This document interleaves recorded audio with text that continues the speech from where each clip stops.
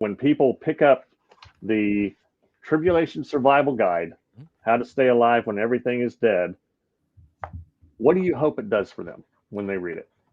Initially, I still hope this. I kind of hope this was some sort of like a little bit of a Trojan horse that you kind of like slip stuff under the doorway with a little bit of humor as well too, to be able to speak to folks. But also, I think that ultimately, what grieves me the most is that the danger in all of this, when we talk about end times, isn't believing that the end might come. It's living like it doesn't matter until then. Right. And I feel like that's real spiritual damage that we've been given here. And I feel like that harms us as people if that's what we carry. But when we carry that, it also harms others around us.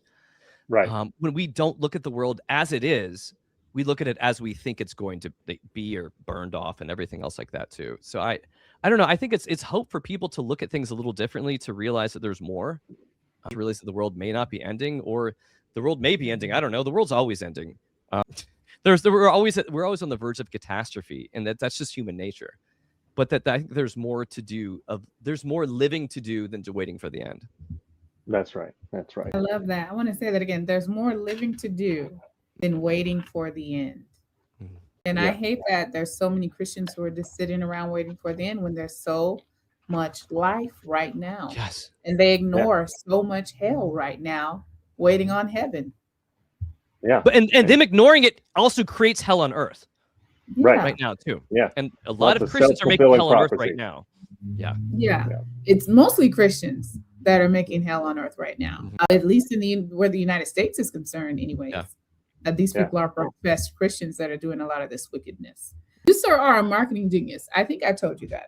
And I want to share one more of your videos before we wind down and wrap this up. I just think they're so hilarious, and I want the people to enjoy them like I did. So I'm just going to share one more, and then we're going to wind up here and give you the last word and the word on the street here. Check this out, you guys. When life gets a little end of the worldy, stay cool. With the Tribulation Survival Guide, you've got practical answers for every apocalyptic inconvenience. Whatever comes down, you can look up. The Tribulation Survival Guide. How to Stay Alive When Everything Else is Dead. Available now. No, the trumpet, until it was too late. That's kind of scary, right? That's fantastic.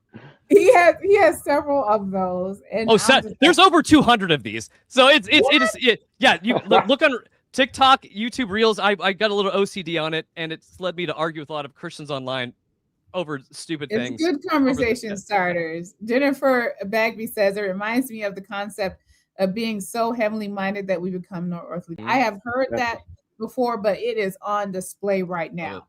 There's a lot of people that ain't no good right now. Yep.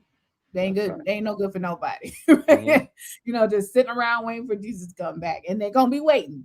Because as far as I'm concerned, the kingdom is already here. That's what the scripture said. If it said that 2,000 years ago, surely it's still here now. It also makes me wish if they're waiting, just wait and stop voting. It's part of it. That part. if the end is coming, why do you need to vote? Why do you need to keep voting in this asshole? But yeah. You're right. Well, thank God he's on his last term, or so we think. You never can tell these days what is going to happen.